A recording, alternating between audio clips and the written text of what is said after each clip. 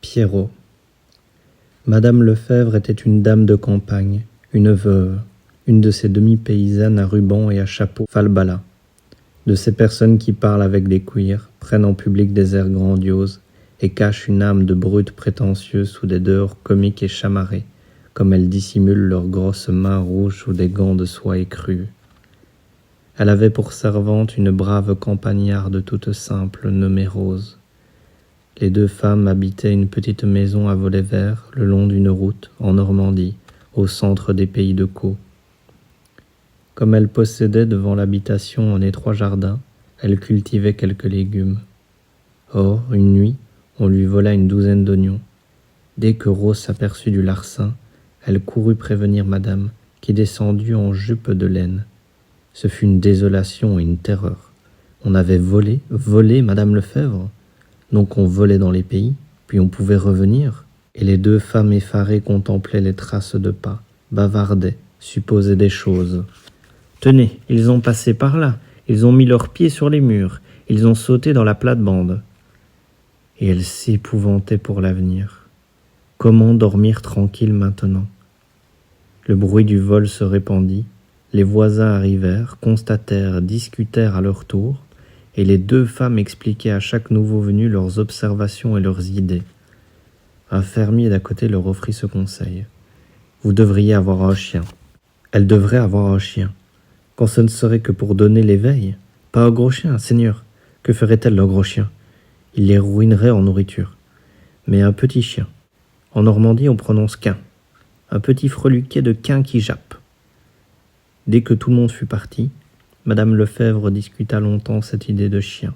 Elle faisait après réflexion 1000 objections, terrifiée par l'image d'une jatte pleine de pâté, car elle était de cette race parcimonieuse de dames campagnardes qui portent toujours des centimes dans leur poche pour faire l'aumône ostensiblement aux pauvres des chemins et donner aux quêtes du dimanche. Rose, qui aimait les bêtes, apporta ses raisons et les défendit avec astuce. Donc il fut décidé qu'on aurait un chien, un tout petit chien. On se mit à sa recherche, mais on n'en trouvait que des grands, des avaleurs de soupe à faire frémir. L'épicier de Rolleville en avait bien un, tout petit, mais il exigeait qu'on lui payât 2 francs pour couvrir ses frais d'élevage. Madame Lefebvre déclara qu'elle pouvait bien nourrir un quin, mais qu'elle n'en achèterait pas. Or, le boulanger, qui savait les événements, apporta un matin dans sa voiture un étrange petit animal tout jaune, presque sans pattes, avec un corps de crocodile, une tête de renard et une queue en trompette. Un vrai panache, grand comme tout le reste de sa personne. Un client cherchait à s'en défaire. Madame Lefebvre trouva fort beau ce roquet immonde qui ne coûtait rien. Rose l'embrassa, puis demanda comment on le nommait. Le boulanger répondit « Pierrot ». Il fut installé dans une vieille caisse à savon et on lui offrit d'abord de l'eau à boire. Il but. On lui présenta ensuite un morceau de pain. Il mangea. Madame Lefebvre, inquiète, eut une idée. Quand il sera bien accoutumé à la maison, on le laissera libre. Il trouvera à manger en rôdant dans le pays. On le laissa libre, en effet, ce qui ne l'empêcha point d'être affamé. Il ne jappait d'ailleurs que pour réclamer sa pitance, mais dans ce cas, il jappait avec acharnement. Tout le monde pouvait entrer dans le jardin. Pierrot allait caresser chaque nouveau venu et demeurait absolument muet. Madame Lefebvre, cependant, s'était accoutumée à cette bête. Elle en arrivait même à l'aimer, et à lui donner de sa main, de temps en temps, des bouchées de pain trempées dans la sauce de son fricot. Mais elle n'avait nullement songé à la peau, et quand on lui réclama 8 francs, « 8 francs, madame ?» Pour ce freluquet de quin qui ne jappait seulement point, elle faillit s'évanouir de saisissement. Elle fut immédiatement décidée qu'on se débarrasserait de Pierrot. Personne n'en voulut. Tous les habitants le refusèrent à 10 lieues aux environs. Alors on se résolut, faute d'autres moyens, à lui faire piquer du mât. Piquer du mât, c'est manger de la marne. On fait piquer du mât tous les chiens dont on veut se débarrasser. Au milieu d'une vaste plaine, on aperçoit une espèce de hutte, ou plutôt un tout petit toit de chaume posé sur le sol. C'est l'entrée de la marnière.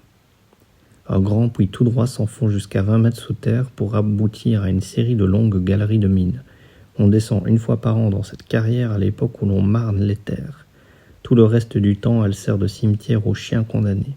Et souvent, quand on passe auprès de l'orifice, des hurlements plaintifs, des aboiements furieux ou désespérés, des appels lamentables montent jusqu'à vous.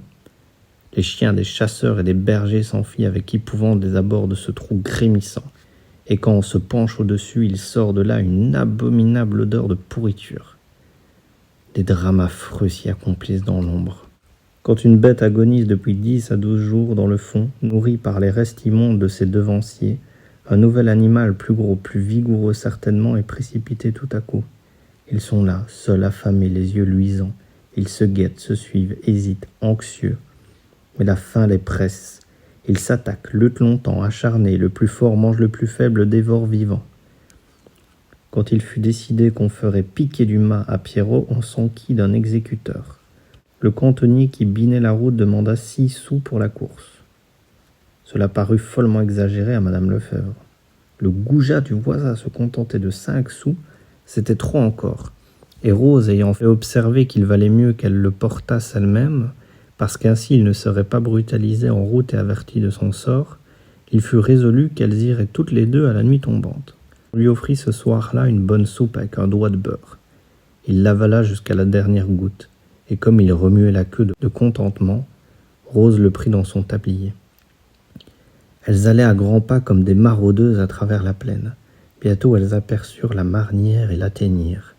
Madame Lefebvre se pencha pour écouter si aucune bête ne gémissait. Non, il n'y en avait pas. Pierrot serait seul. Alors Rose, qui pleurait, l'embrassa, puis le lança dans le trou, et elles se penchèrent toutes deux l'oreille tendue. Elles entendirent d'abord un bruit sourd, puis la plainte aiguë, déchirante d'une bête blessée, puis une succession de petits cris de douleur, puis des appels désespérés, des supplications de chiens qui imploraient, la tête levée vers l'ouverture. Ils jappaient, oh, ils jappaient. Elles furent saisies de remords, d'épouvante, d'une peur folle et inexplicable, et elles se sauvèrent en courant. Et comme Rose allait plus vite, madame Lefebvre criait « Attendez-moi, Rose, attendez-moi !» Leur nuit fut hantée de cauchemars épouvantables. Madame Lefebvre rêva qu'elle s'asseyait à table pour manger la soupe. Quand elle découvrait la soupière, Pierrot était dedans. Il s'élançait et la mordait au nez. Elle se réveilla et crut l'entendre japper encore. Elle écouta, elle s'était trompée. Elle s'endormit de nouveau et se trouva sur une route interminable qu'elle suivait. Tout à coup, au milieu du chemin, elle aperçut un panier, un grand panier de fermier, abandonné, et ce panier lui faisait peur. Elle finissait cependant par l'ouvrir, et Pierrot, blotti dedans, lui saisissait les mains, ne les lâchait plus, et elle se sauvait éperdue, portant ainsi au bout du bras le chien suspendu, la gueule serrée. Au petit jour, elle se leva, presque folle, et courut à la marnière. Il jappait encore, il avait jappé toute la nuit. Elle se mit à sangloter, l'appela avec 1000 petits noms caressants. Il répondit avec toutes les inflexions tendres de sa voix de chien. Alors elle voulut le revoir, se promettait de le rendre heureux jusqu'à sa mort. Elle courut chez le puisatier, chargé de l'extraction de la marne, et elle lui raconta son cas. L'homme écoutait sans rien dire. Quand elle eut fini, il prononça « Vous voulez votre quin, ce sera 4 francs. » Et elle eut un sursaut. Toute sa douleur s'envola d'un coup. 4 francs 4 francs. Vous vous en feriez mourir. 4 francs. Il répondit. Vous croyez que je vais apporter mes cordes, mes manivelles et monter tout ça? Allez là-bas avec mon garçon et me faire mordre encore par votre maudit quin pour le plaisir de vous redonner, il fallait pas le jeter. Et elle s'en alla, indignée. 4 francs. Aussitôt rentrée, elle appela Rose et lui dit les prétentions du puisatier. Rose, toujours résignée, répétait. 4 francs. C'est de l'argent, madame. Puis elle ajouta. Si on lui jetait à manger à ce pauvre quin, pour qu'il ne meure pas comme ça. Madame Lefebvre approuva, toute joyeuse, et les voilà reparties avec un gros morceau de pain beurré. Elles le coupèrent par bouchées qu'elles lançaient l'une après l'autre, parlant tour à Pierrot. Et sitôt que le chien avait achevé un morceau, il jappait pour réclamer le suivant. Elles revinrent le soir, puis le lendemain, tous les jours, mais elles ne faisaient plus qu'un voyage. Or, un matin, au moment de laisser tomber la première bouchée, elles entendirent tout à coup un aboiement formidable dans le puits. Ils étaient 2, on avait précipité un autre chien, un gros. Rose cria « Pierrot !» et Pierrot jappa. Alors on se mit à jeter la nourriture, mais chaque fois, elle distinguait parfaitement une bousculade terrible, puis les cris plaintifs de Pierrot mordu par son compagnon qui mangeait tout, étant le plus fort. Elles avaient beau spécifier « C'est pour toi, Pierrot !» Pierrot évidemment n'avait rien. Les deux femmes interdites se regardaient, et madame Lefèvre prononça d'un ton aigre: « Je ne peux pourtant pas nourrir tous les chiens qu'on jettera là-dedans. Il faut y renoncer. » Et suffoquée à l'idée de tous ces chiens vivant à ses dépens, elle s'en alla, emportant même ce qui restait du pain qu'elle se mit à manger en marchant. Rose la suivit en s'essuyant les yeux du coin de son tablier bleu.